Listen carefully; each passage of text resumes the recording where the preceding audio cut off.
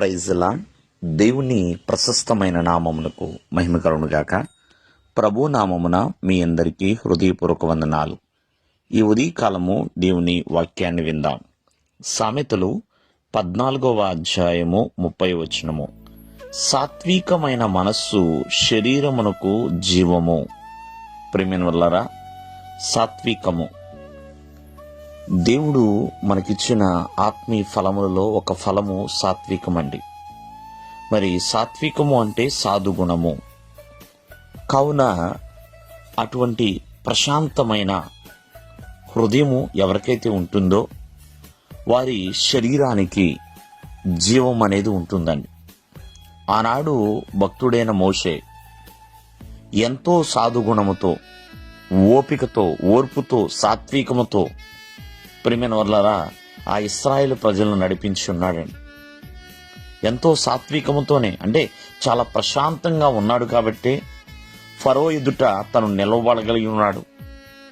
అంతేకాదు ఆ ఇశ్రాయేలు జనాంగం అంతటినీ కూడా మరి 40 సంవత్సరాల పాటు వారిని నడిపించడానికి ఆ సాత్వికము తనకి ఎంతగానో ఉపయోగపడింది.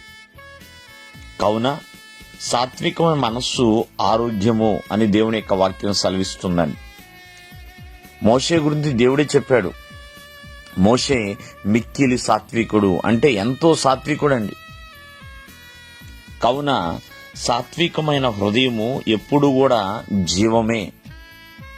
నజరుడైన యేసుక్రీస్తు వారు ఎంతో సాత్వికముతో ప్రియమైన వాళ్ళరా ఆ ప్రజలందరినీ, ఆనాటి యూదులు కావచ్చు, పరిసయ్యులు కావచ్చు, సద్దుకయ్యులు, శాస్త్రులు, ఇలా ఎన్నో వాదములు ఆడుతున్నా వారందరి ఎదుట ఎంతో సాత్వికముతో ఆయన వ్యవహరించాడండి.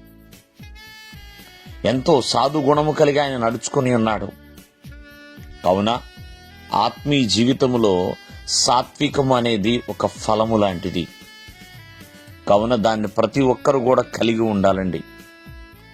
ఎందుకంటే సాత్వికము నిన్ను గొప్ప చేయను అని దేవుని యొక్క వాక్యం సెలవిస్తుంది. ఉన్నతమైన స్థాయిలోనికి తీసుకువెళ్లేదే సాత్వికము. ప్రియమైన వర్లారా, సహించే మనస్సు ప్రతి ఒక్కరిలో ఉండాలి. సాధుగుణము ప్రతి ఒక్కరిలో ఉండాలి అండి.